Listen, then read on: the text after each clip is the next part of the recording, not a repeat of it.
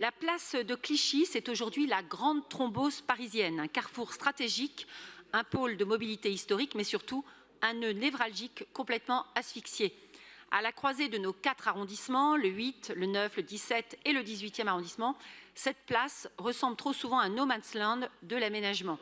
Une frontière où l'on accumule les rustines plutôt qu'un trait d'union repensé dans sa globalité.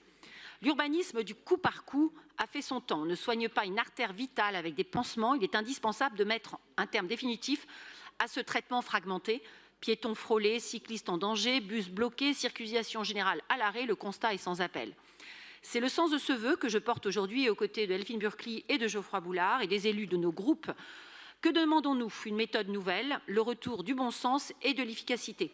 Premièrement, le lancement dans les plus brefs délais d'une grande concertation inter-arrondissement. Nous voulons un plan de réaménagement global adossé à une révision du plan de circulation des secteurs avoisinants.